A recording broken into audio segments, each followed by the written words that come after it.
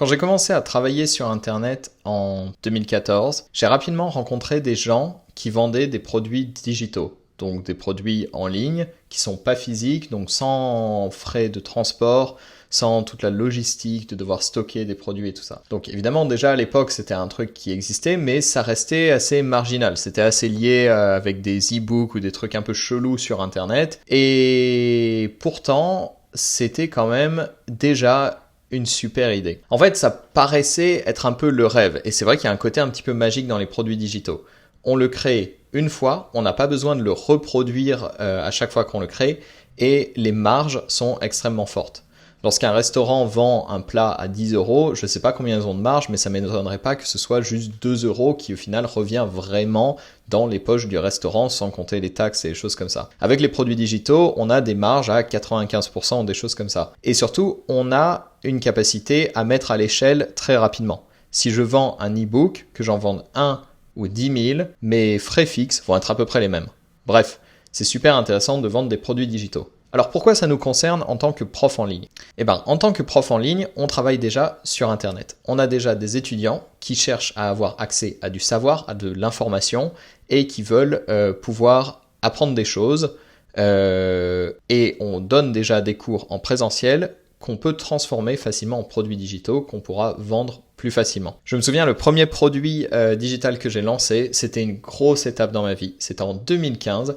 C'était un produit pour apprendre le russe, parce que j'ai un site pour les Français qui apprennent le russe, dont je m'occupe plus du tout d'ailleurs comme site. Et c'était des flashcards Anki, et j'ai vendu ça. Je crois qu'il y avait 3 versions. Il y avait une version à 7 euros, une version à 17 euros, une version à 27 euros, et dans ma tête, c'était « mais personne va acheter ça pour 27 euros ». Je crois que c'était 1000 flashcards ou quelque chose comme ça. J'étais là, genre, c'est jamais personne va acheter à 27 euros, mais je mets ce truc-là, l'option 27 euros au cas où, parce que quand même. Et au final, la plupart des ventes étaient sur l'offre à 27 euros. Et je me souviens, j'avais gagné, je crois, presque 300 euros et j'étais fou, j'étais trop heureux. En fait, c'est une vraie étape. Je pense comme quand on donne son premier cours et qu'on gagne ses premiers euros en donnant des cours. Quand on vend des produits digitaux et qu'on gagne ses premiers euros avec les produits digitaux, c'est une super étape symbolique. Ok, alors, en tant que prof en ligne, pourquoi ça nous intéresse ? Ben, pour plusieurs raisons. La première chose, c'est que quand tu fais des cours sur le même sujet encore et encore, si tu as un style d'enseignement qui est un petit peu d'avoir des slides, des PDF, des cours que tu prépares et tu vas sur ces cours, tu utilises ce matériel avec tes étudiants. Par exemple, les étudiants, les salutations, je sais pas, des dialogues de base pour commencer, ou bien des cours spécialisés pour les expats ou pour les parents ou pour les gens qui sont en couple avec quelqu'un qui est francophone. Peut-être que tu as déjà des choses préparées et à chaque étudiant, tu fais le même cours. C'est super bien, tu gagnes du temps en faisant le même cours. J'espère que tu l'adaptes un peu aux besoins de tes étudiants. Mais si tu fais un produit à partir de ça, c'est-à-dire que au lieu de donner un cours en live, tu t'enregistres en expliquant tout ce que tu expliques d'habitude sur ce cours, en montrant les supports et en donnant des exercices par exemple, ben après tu peux packager ce cours et le vendre déjà enregistré à des étudiants. Alors c'est peut-être intéressant dans certains cas, dans d'autres cas ça peut être moins intéressant. Par exemple si tu fais payer 20 euros de l'heure et que généralement faire ce cours avec un étudiant prend 5 heures et que si tu le vends 20 euros, on va dire ou 25 euros, peu importe le cours enregistré, peut-être que l'étudiant va pas prendre autant d'heures. En général ce qui se passe c'est que ça complémente parce que ce qui est intéressant dans les produits d'information, c'est que ce qui les vend vraiment, c'est pas tellement la promesse de la qualité du produit, c'est plus la connexion avec la personne qui vend. Je veux dire, peut-être que si tu t'intéresses à ce que je vends, moi par exemple, la formation pour devenir prof en 3 jours, enfin il y a une version gratuite et après je vends un produit payant, ce qui va décider ton achat, c'est pas tellement la page de vente en elle-même avec ce que ça contient et les résultats, ça va être que tu me connais moi, tu me connais personnellement, donc il y a une confiance, tu vas pas te faire arnaquer et tu sais que normalement ça devrait être en ligne avec quelque chose dans lequel tu crois toi aussi. Et ben cette idée est super importante en marketing, donc cette confiance, parce que tu l'as avec tes étudiants aussi. Ma phrase est un peu fouillie, désolé. Parce que tu l'as aussi avec tes étudiants. Tes étudiants te font confiance, donc si tu crées un produit à côté, ils vont vouloir l'acheter parce qu'ils aiment déjà ta méthode et ton style d'enseignement et ils se disent « Ok, c'est comme si j'avais un peu plus de ce prof à côté des cours ».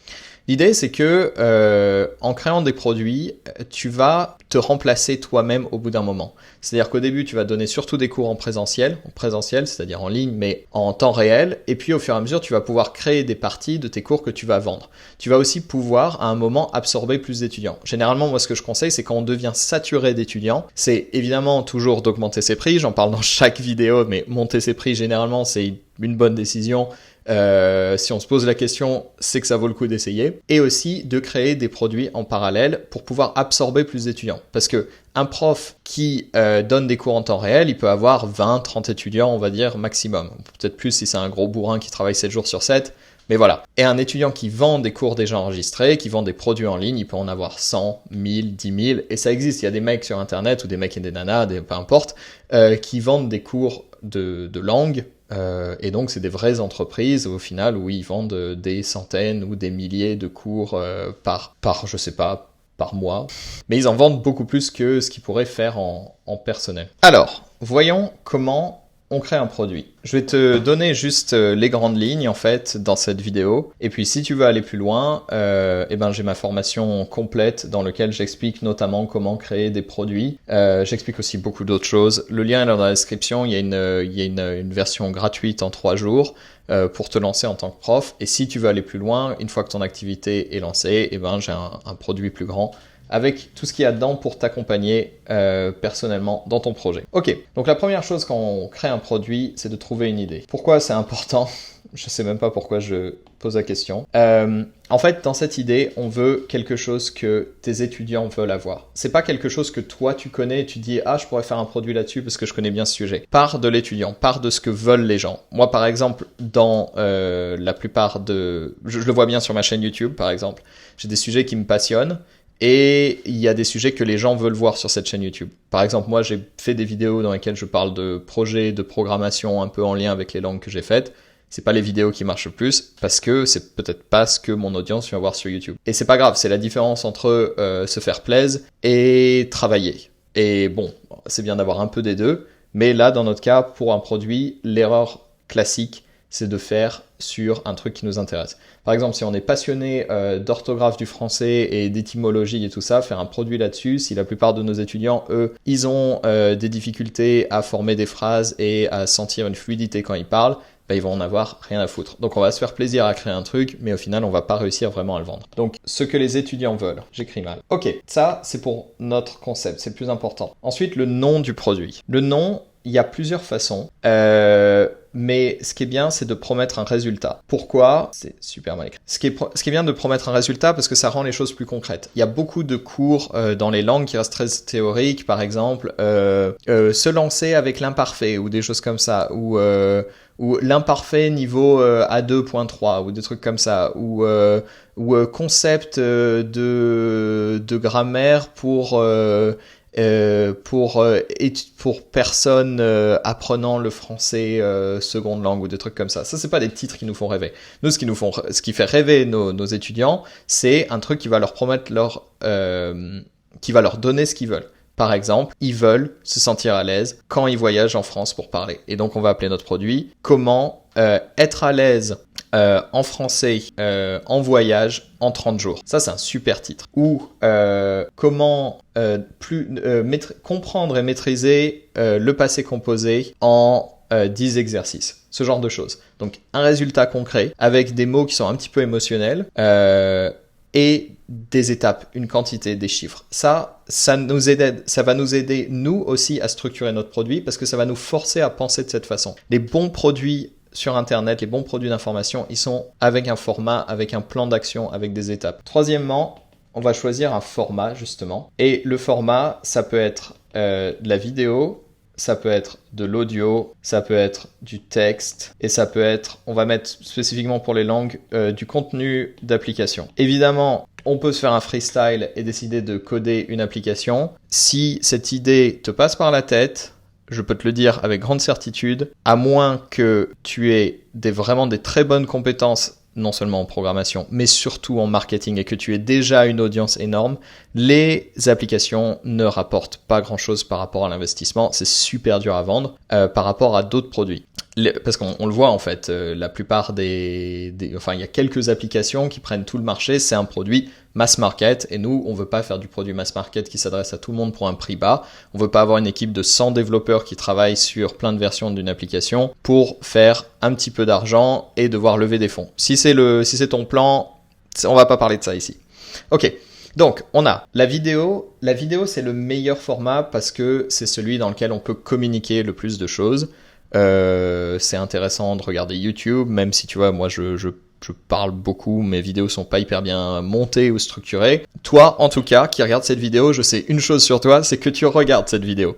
Donc c'est pas mal. Vidéo, c'est bien. Ça dépend ce que tu veux montrer. Tu peux faire des slides, tu peux montrer ta tête. Tu peux aussi faire des vidéos en action où tu as des dialogues avec d'autres personnes. Par exemple, ça a énormément de valeur. De faire des vrais trucs quand tu es en France avec des amis, tu parles normalement et ensuite tu fais une transcription. C'est une super idée, ça marche super bien. Ou tu peux faire des slides où tu expliques des choses. Bon, ça c'est un peu plus classique, mais c'est pas mal non plus. Le format audio est super bien. Dans les langues, c'est vraiment apprécié parce que tu peux faire des podcasts. Et par exemple, dans les podcasts, ce qui peut être intéressant, c'est des podcasts payants. Tes étudiants, ils t'aiment déjà bien, on assume.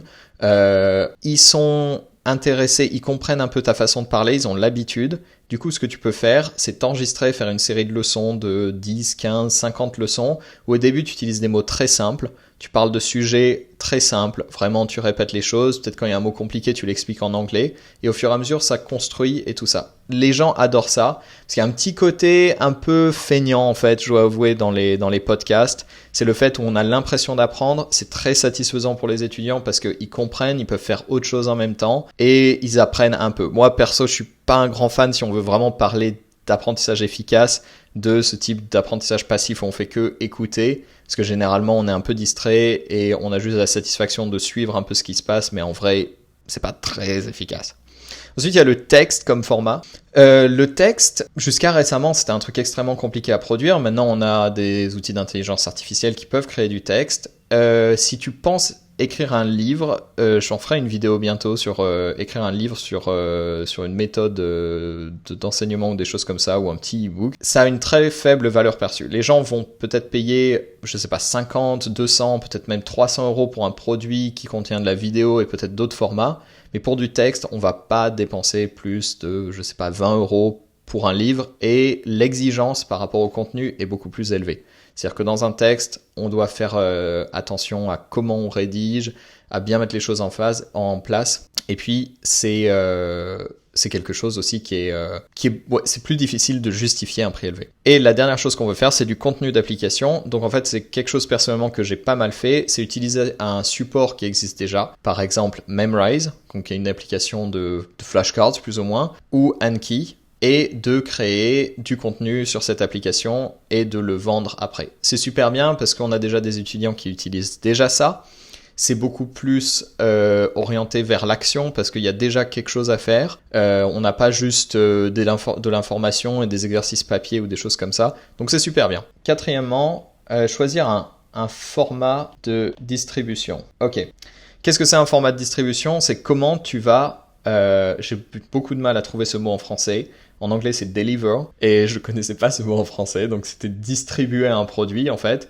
Et donc, comment tu vas distribuer ton produit ? Est-ce que tu vas le mettre, par exemple, tu vas faire un dossier Dropbox et tu vas le partager avec tes étudiants qui achètent directement par toi, par PayPal ou un truc comme ça. C'est le plus simple. Ou sinon, tu peux créer différents formats. Différentes façons de livrer ton produit. Alors, au-delà de la distribution, on va en parler après des moyens d'héberger ton produit. C'était plutôt ça que je voulais parler, mais je me suis un peu emmêlé. Est-ce que tu veux que ton produit soit accessible en une fois ? Les gens payent une fois et ils ont accès à tout. Ou un abonnement. Donc, j'ai parlé pas mal d'abonnements pour les cours, mais c'est aussi un bon format. Un abonnement, ça veut aussi dire que tu vas devoir continuer à créer du contenu dessus. C'est une super bonne idée. Ça demande aussi un engagement et c'est plus dur de faire une promesse en temps limité et de se nicher. Parce que si tu veux faire un produit sur parler avec confiance en France en tourisme en 30 jours, bah tu peux pas faire un abonnement, il va pas être justifié. Donc tu dois faire un truc plus progressif avec un abonnement, avec plus de contenu régulier. Après, tu peux faire des challenges. Ça marche super bien. C'est de dire, par exemple, pendant 60 jours, tu prends un groupe d'étudiants, tu n'acceptes que 10 personnes et il y a des choses à faire et à la fin, ils doivent être capables d'avoir une conversation ou il y a un examen final ou quelque chose comme ça. C'est super motivant, les étudiants adorent et c'est compris dans le temps. Et ça justifie aussi d'avoir un moment de lancement avec des portes ouvertes et d'autres moments où le produit n'est pas accessible, ce qui crée un petit peu de rareté, qui est pas mal. Tu peux aussi faire un contenu qui est débloqué après chaque examen. Par exemple, tu fais un curriculum et tu as des examens pour niveau de base, niveau débutant. Et en fait, les personnes doivent passer l'examen pour passer à l'étape suivante. Ça, c'est pas mal parce que ça motive les gens à travailler et à ne pas passer d'étape et ça structure énormément l'idée, enfin comment apprendre ensemble. Ok, ensuite le plan de ton produit.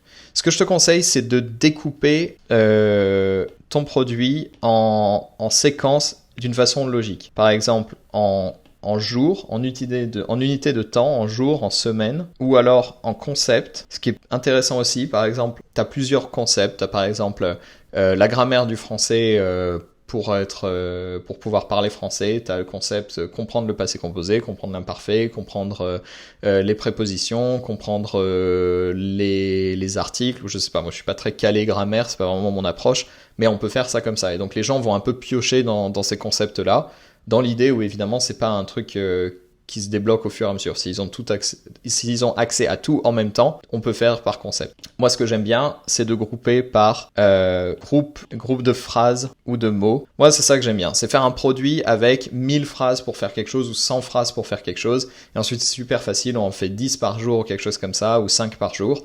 Et ensuite, c'est très facile de créer du contenu autour de ça. On peut les expliquer en vidéo, on peut les expliquer en podcast, on peut faire du contenu d'application avec, on peut même avoir du texte avec, tout est groupé.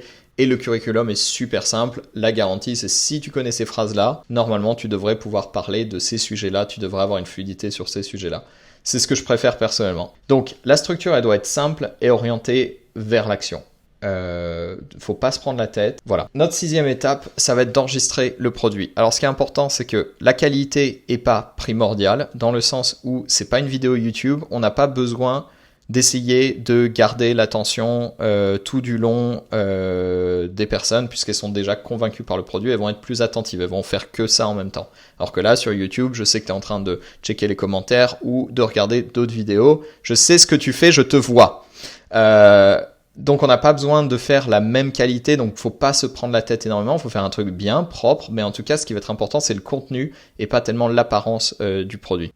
Et aussi, il faut pas en faire trop, l'erreur classique, c'est de faire un produit énorme avec tout son savoir. Ce qui est bien, c'est de faire des petits produits parce que les gens sont satisfaits quand ils peuvent le finir. Et aussi, la vérité, c'est que je crois qu'il y a des statistiques en ligne, mais la plupart des gens ne finissent jamais un produit d'information qu'ils achètent. Ils piochent un peu dedans et ils l'oublient.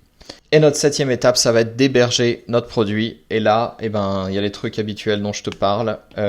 Podia, Gumroad. Et en fait, je vais te dire que ces deux-là, parce qu'en fait, il n'y a pas besoin de se prendre la tête là-dessus. Si vraiment ça t'intéresse, tu peux chercher comment héberger un produit d'information en ligne. C'est une plateforme sur laquelle tu vas mettre ton produit, tu vas avoir un système de paiement, un système de zone membre, et c'est tout. Voilà, c'est tout pour cette vidéo. Je vais m'arrêter là pour pas qu'elle soit trop longue. J'espère que ça t'a intéressé. Il y a un lien dans la description avec les 3 vidéos pour te lancer en tant que prof en ligne. Et on se retrouve bientôt dans une autre vidéo. Salut!